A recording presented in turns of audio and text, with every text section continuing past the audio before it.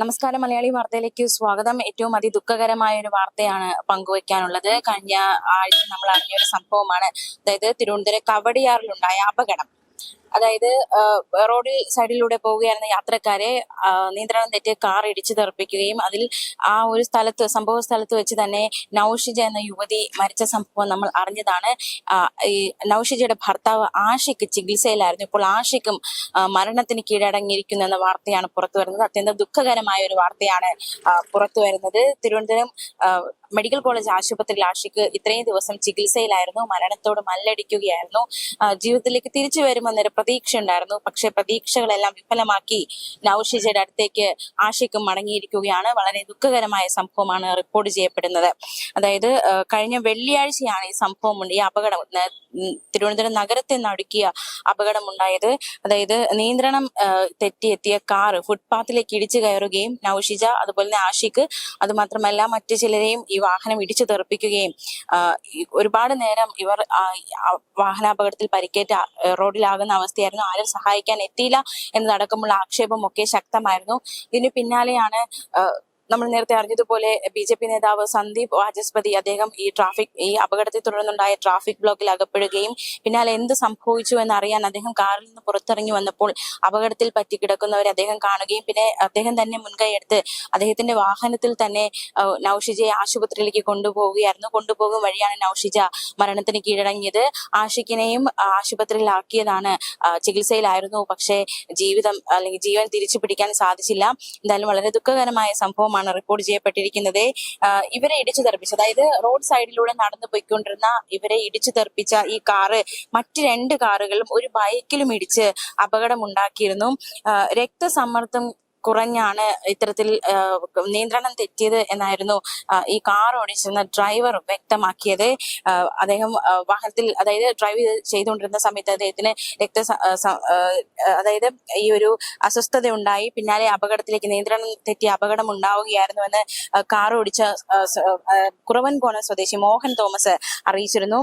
എന്തായാലും കുറവൻകോണത്ത് നിന്ന് കവടിയാറിലേക്ക് വരികയായിരുന്ന കാറാണ് അമിത വേഗത്തിലേക്ക് എത്തി ഫുട്പാത്തിലേക്ക് ഇടിച്ചു കയറി ഇത്തരത്തിൽ 2 മരണങ്ങൾക്ക് കാരണമായ അപകടം ഉണ്ടാക്കിയിരിക്കുന്നത്. ഈ ഒരു അപകടത്തിൽ 2 ദമ്പതികൾ അതായത് നൌഷിജയും ആഷിഖും മരണത്തിന് കീഴടങ്ങിയിരിക്കുന്നു എന്ന അതീവ ദുഃഖകരമായ വാർത്തയാണ് പുറത്തു വരുന്നത്. നൌഷിജയും അതുപോലെ തന്നെ ആഷിഖ് സാനു അതുപോലെ തന്നെ ബന്ധു അഷ്മ എന്നിവർ ഉൾപ്പെടെ 6 പേർക്കാണ് ഈ അപകടത്തിൽ പരിക്കേറ്റത്. ആദ്യം ഇവരെ സ്വകാര്യ ആശുപത്രിയിൽ പിന്നീട് മെഡിക്കൽ കോളേജിലേക്കും മാറ്റുകയായിരുന്നു. പുൽപ്പുള്ളി വേർക്കോലി നൌഷാദിന്റെയും ലൈലയുടെയും മകളായിരുന്നു നൌഷിജ. മാർച്ച് 28-നാണ് ഇവരുടെ വിവാഹം കഴിഞ്ഞത്. മൃതദേഹം പുൽപ്പുള്ളിയിലെ വീട്ടിലെത്തിച്ചിരുന്നു. നൌഷിജയുടെ മൃതദേഹം ഇവരുടെ വിവാഹത്തിന് ശേഷം ഒരു മധുവിധ യാത്ര എന്ന രീതിയിൽ അവർ പാലക്കാടുകാരാണ്. അപ്പോൾ തലസ്ഥാനത്തേക്ക് വരികയായിരുന്നു. തലസ്ഥാനത്തെ വിനോദസഞ്ചാര കേന്ദ്രങ്ങൾ സഞ്ചരിച്ചു മടങ്ങുകയായിരുന്നു ഇവരുടെ ലക്ഷ്യം. അതിനായിട്ടാണ് ഇവർ തിരുവനന്തപുരത്തേക്ക് എത്തിയത്. ഈ സമയത്താണ് അവരുടെ ജീവിതം തന്നെ മാറ്റിമറിച്ച അല്ലെങ്കിൽ അവരുടെ ജീവൻ തന്നെ നഷ്ടമാവുന്ന തരത്തിലുള്ള അപകടം കവടിയാറ് സംഭവിച്ചത്. എന്തായാലും വലിയ രീതിയിലുള്ള ദുഃഖമുണ്ടാക്കി. പ്രത്യേകിച്ച് ആ സമയത്ത് ഈ അപകടം കണ്ടുകൊണ്ട് നിന്ന ചില വ്യക്തികളുണ്ട്. പ്രത്യേകിച്ച് അതിനടുത്തുള്ള ഫ്ലാറ്റിലെ ഒരു സെക്യൂരിറ്റി അടക്കമുള്ളവർ പറയുകയുണ്ടായി. അതായത് ആരും തന്നെ ഈ അപകടമുണ്ടായ സമയത്ത് ഒന്ന് രക്ഷിക്കാനോ അല്ലെങ്കിൽ കണ്ടു നിൽക്കുന്നു എന്നതല്ലാതെ അവരൊന്ന് രക്ഷിക്കാനോ പിടിച്ചു മാറ്റാനോ അല്ലെങ്കിൽ പിടിച്ചെഴുന്നേൽപ്പിക്കാനോ അല്ലെങ്കിൽ ഒരു രക്ഷാപ്രവർത്തനത്തിന് ആരും മുതിർന്നില്ല എന്നൊരു ആരോപണം അവിടെ ചുറ്റുമുള്ളവരൊക്കെ ഒന്നടങ്കം പറയുകയുണ്ടായി. പിന്നീട് ഞാൻ നേരത്തെ സൂചിപ്പിച്ചതുപോലെ സന്ദീപ് വാചസ്പതി അദ്ദേഹം ഈ അപകടത്തെ തുടർന്നുണ്ടായ ട്രാഫിക് ബ്ലോക്കിൽ പെട്ട് അദ്ദേഹം വന്ന് നോക്കിയപ്പോഴാണ് ഈ ഒരു അപകടം കാണുകയും പിന്നീട് അദ്ദേഹത്തിന്റെ നേതൃത്വത്തിൽ രക്ഷാപ്രവർത്തനം നടത്തുകയും ചെയ്തത്. പോലീസിനും അതുപോലെ തന്നെ ആംബുലൻസിനും ഒക്കെ ഈ സ്ഥലത്തേക്ക് എത്തുക എന്നത് വലിയൊരു ശ്രമകരമായിരുന്നു. കാരണം അപകടത്തെ തുടർന്നുണ്ടായ ട്രാഫിക് ബ്ലോക്ക് ഇതിൽപ്പെട്ട് പോലീസിനും ആംബുലൻസിനും ഒക്കെ ഈ സംഭവ സ്ഥലത്തേക്ക് വരാൻ പരിമിതികളുണ്ടായിരുന്നു. മാത്രമല്ല നൌഷിജയെ ഡോക്ടർമാർ പറഞ്ഞത് നൌഷിജയെ കുറച്ചുകൂടി നേരത്തെ ആശുപത്രിയിൽ എത്തിക്കാൻ സാധിച്ചിരുന്നുവെങ്കിൽ ജീവൻ രക്ഷിക്കാമായിരുന്നു എന്ന് ഡോക്ടർമാരുടെ ഭാഗത്തു നിന്ന് ഒരു പ്രതികരണം ഉണ്ടായിരുന്നു. അപ്പോൾ അതായത് അപകടം ഉണ്ടാകുമ്പോൾ കണ്ടു നിൽക്കുന്നവരുടെ മാനസികാവസ്ഥ എത്രത്തോളം കുറ്റത്തനമാണ് എന്ന് നമ്മൾ വിശേഷിപ്പിക്കുന്ന തരത്തിലുള്ള ഒരു ഉദാഹരണമായി സംഭവം മാറിയിരുന്നു. എന്നാൽ ഇപ്പോൾ ആഷിക്കും ഒരാഴ്ചത്തെ ചികിത്സയ്ക്ക് ശേഷം ആഷിക്കും മരണത്തിന് കീഴടങ്ങിയിരിക്കുകയാണ്. വളരെ ദുഃഖകരമായ വാർത്തയാണ് വരുന്നത്. എന്തായാലും ഈ അപകടം നടന്ന സമയത്ത് അന്ന് ആ സംഭവ സ്ഥലത്തുണ്ടായിരുന്ന ദൃക്സാക്ഷികൾ മലയാളി വാർത്തയോട് പ്രതികരിച്ചിരുന്നു. അവരുടെ പ്രതികരണത്തിലേക്ക് വളരെ വൈകാരികമായ പ്രതികരണമാണ് അവർ മലയാളി വാർത്തയോട് നടത്തിയത്. അവരുടെ ആ പ്രതികരണത്തിലേക്ക് എത്രമാത്രം ഭീകരമായിരുന്നു ആ സംഭവം എന്ന അവരുടെ ആ പ്രതികരണത്തിലേക്ക് നമ്മൾ ഒരിക്കൽ കൂടി പോവുകയാണ്. വന്നിട്ട് എത്ര സമയം കഴിഞ്ഞപ്പോ? ഒരു 10 മിനിറ്റ് ആവും.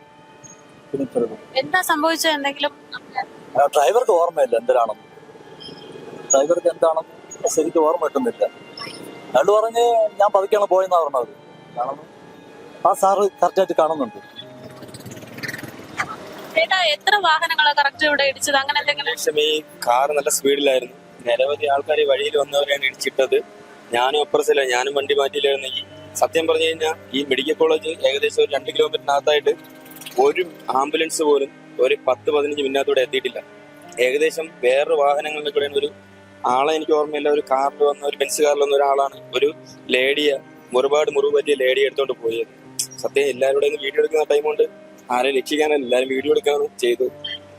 ഒരാളാണെങ്കിൽ ജീവന് വേണ്ടിയിട്ട് കിടന്ന് പെടയുന്നുണ്ടായിരുന്നു. അദ്ദേഹത്തിന് വെള്ളം കൊടുക്കാൻ ഒരാൾ നല്ല ശ്രമിച്ചു. അദ്ദേഹം ഒന്ന് വെള്ളം കൊടുത്തു. അദ്ദേഹം കുറച്ച് സീരിയസ് ആണ്. ബാക്കി ആംബുലൻസ് ഒക്കെ എത്താൻ നല്ല വൈകി. ആംബുലൻസ് എത്താൻ വൈകി. ആംബുലൻസ് ഒരു 1/2 മണിക്കൂറിൽ കൂടുതൽ എടുത്തു. നമ്മളിപ്പോ നിൽക്കുന്ന സ്ഥലത്ത് നിന്ന് പ്രധാനപ്പെട്ട ഒരു വിഷയം എന്ന് പറയുന്നത് ഇവിടെ എത്തിയിട്ടുള്ള മാധ്യമങ്ങളടക്കം രക്ഷപ്പെടുത്താനുള്ള ശ്രമങ്ങൾ നടത്തിയില്ല എന്നുള്ളൊരു ആശങ്കയാണ്.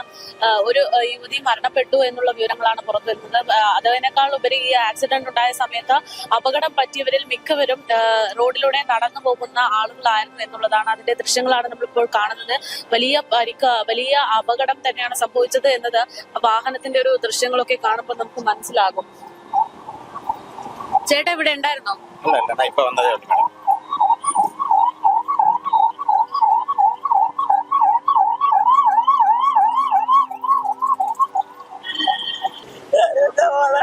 ചോരയൊക്കെ ഞാൻ ആ കുട്ടീനെ കണ്ടു പരിചയമുണ്ട്. എനിക്ക് തോന്നുന്നു ഇവിടെ ഇല്ല മോളെ, ഞാൻ കടയുടെ അകത്തല്ലേ ഇരിക്കുന്നത്. ഞാൻ അങ്ങനെ കാണുന്ന പോലെ ഞാൻ ആദ്യമായിട്ട് കണ്ട് എന്റെ ചെറുമോളെ പോലെ ഇരിക്കുന്ന അതാണ്. എനിക്ക് തോന്നുന്നു അങ്ങനെയാണ്. കറക്റ്റ് അറിയാം. അല്ല, ഇവിടെ പഠിക്കാൻ പോണ കുട്ടിയാണെന്ന് പറഞ്ഞു. അതേ കൊച്ചുങ്ങൾ ഇവിടെ പോകണം പോലെ. ഈ ബഹളം കേട്ടിട്ടാണ് അമ്മ കടയിൽ. എന്നപ്പോ ചാള അടുക്കി ഓരോ കിടക്കണം. 3 കിടക്കണം. അത് ഒരു പെങ്കൊച്ചാണ്, ഒരു ഉണക്ക കൊച്ചു. അതാണ് എന്റെ അടുത്ത് ഇതൊക്കെ ചോദിക്കുന്നത്. ഇവിടെ എല്ലാം പോയി. എനിക്ക് സഹിക്കാൻ പറ്റുന്നില്ല.